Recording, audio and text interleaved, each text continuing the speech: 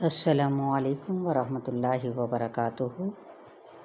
پارہ 16 سورہ مریم آیت نمبر 41 سے اعوذ باللہ من الشیطان الرجیم بسم اللہ الرحمن الرحیم واذکر فی الکتاب ابراہیم انہ کان صدیقا نبیا۔ وذکر اور ذکر کیجیے فی الکتاب بھی کتاب میں ابراہیم علیہ السلام کا انہو بے شک وہ کانا تھے صدیقا نبیا بہت ہی سچے نبی، یعنی جس کے قول اور فعل میں مطابقت ہو۔ تو یہاں پر اللہ تعالیٰ اس کتاب میں اپنے دوست حضرت ابراہیم علیہ السلام کا ذکر کر رہے ہیں۔ دوست کیوں بنایا؟ کیونکہ وہ سچے انسان تھے۔ صدیقیت مقام نبوت کے بعد اعلیٰ درجہ ہے، تو ہر نبی اور رسول اپنے وقت کا بڑا صدیق ہوتا ہے۔ عام لوگوں میں بھی صدیق ہو سکتے ہیں مگر ہر صدیق نبی نہیں ہوتا۔ مثلا حضرت مریم علیہ السلام کے بارے میں کہ وہ صدیقہ تھیں، لیکن بعض کے خیال میں وہ نبی نہیں تھی، مگر حضرت ابراہیم علیہ السلام نبی بھی تھے اور صدیق بھی، یعنی ہر صدیق نبی نہیں ہوتا لیکن ہر نبی صدیق ہوتا ہے۔ اذ قال لأبیہ یا ابت لم تعبد ما لا يسمع ولا يبصر ولا یغنی عنک شیئا۔ اذ جب قال اس نے کہا لأبیہ اپنے باپ سے، یا ابتی اے ابا جان، لما کیوں، تعبدو آپ عبادت کرتے ہیں، ما لا یسمعو جو نہیں سنتے، ولا یبصرو اور نہ دیکھتے ہیں، ولا یغنی اور نہ کام آتے ہیں، عنک شیئا آپ کو کچھ بھی۔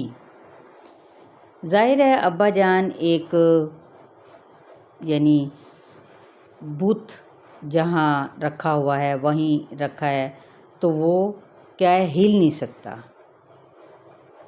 یہ حضرت ابراہیم علیہ السلام اپنے باپ کو دلیل دیتے ہوئے کہہ رہے تھے، یا ابت انی قد جاءنی من العلم ما لم یأتک فاتبعنی اہدک صراطا سویا۔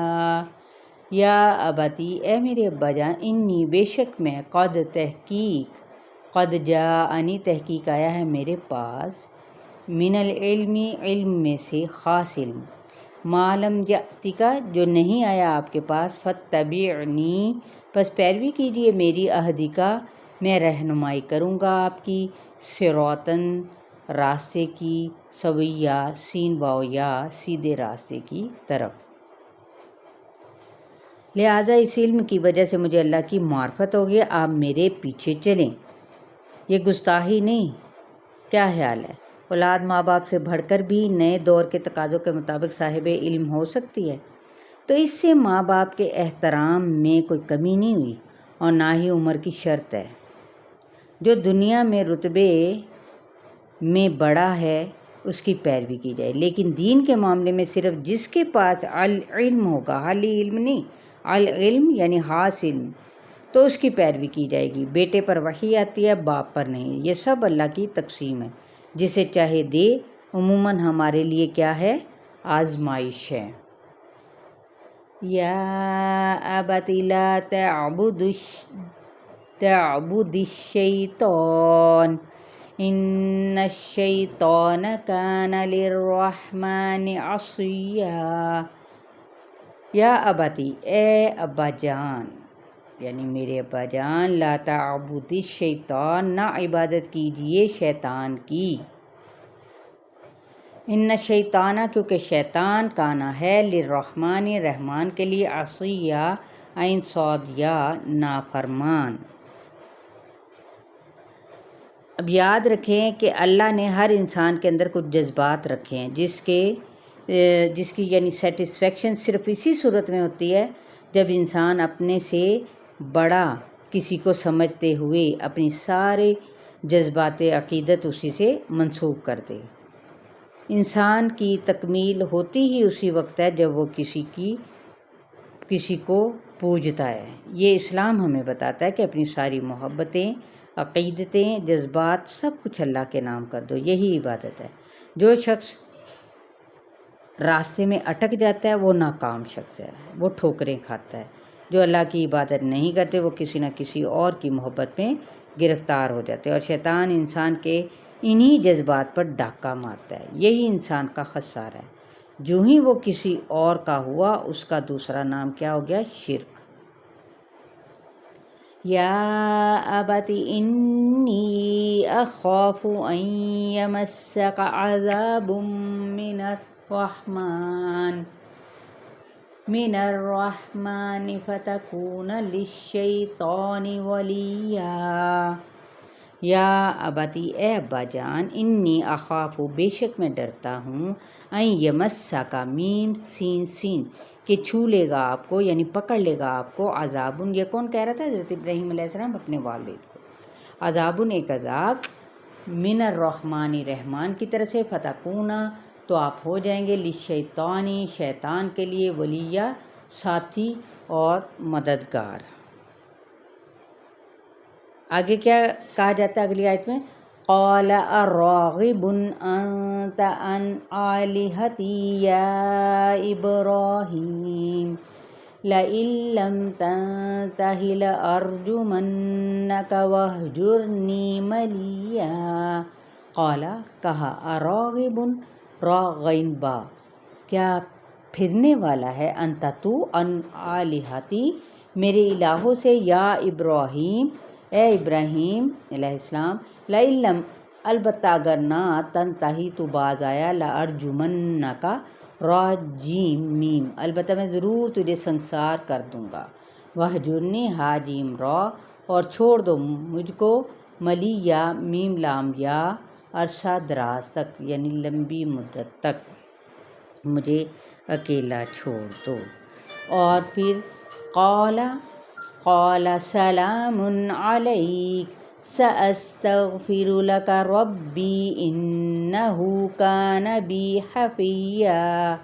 قال، بولے، سلام علیک، آپ پر سلام ہو، سأستغفر، ان قریب میں بخشش مانگوں گا، لکا، آپ کے لیے، ربی، اپنے رب سے، انہ، بے شک وہ، کانا ہے، بی حفیہ، ہا فا واو، میرے ساتھ بڑا مہربان۔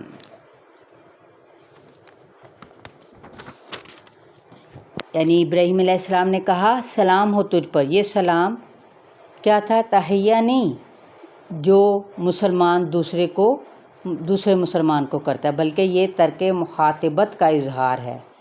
کتنا زبردست ڈائلاگ ہے! جہاں حق کے معاملے میں باپ سے کوئی سمجھوتا نہیں، وہاں کوئی بدتمیزی نہیں، بد اخلاقی نہیں، پہلے علم کی بنیاد پر، پھر لاجک، شیطان کی بات نہ مانے، تنبیہ، عذاب، پھر سلام، نہ کہ غصے میں دروازہ پٹھا۔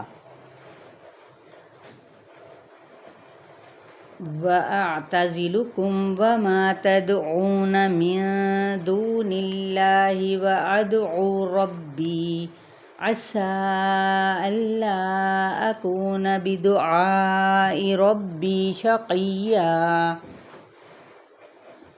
وَأَعْتَزِلُكُمْ، عین زا لام، اور میں چھوڑتا ہوں آپ کو، وما تدعون، اور جن کو آپ پکارتے ہیں، من دون اللہ، اللہ کے سوا، وادعو ربی، اور میں پکارتا ہوں اپنے رب کو، عسیٰ، امید ہے، اللہ، کہ نہ میں ہوں گا، بدعائی، اپنے ربی، اپنے رب کی دعا کے ساتھ، شقیہ، شین کا واو، نامراد۔ تو وسائل ختم، باپ کا سہارا ختم، وہاں رب سے دعا شروع ہو جاتی ہے۔ گھر، ماں باپ، وطن، سب کچھ چھوڑ رہے ہیں۔ حضرت عیسیٰ علیہ السلام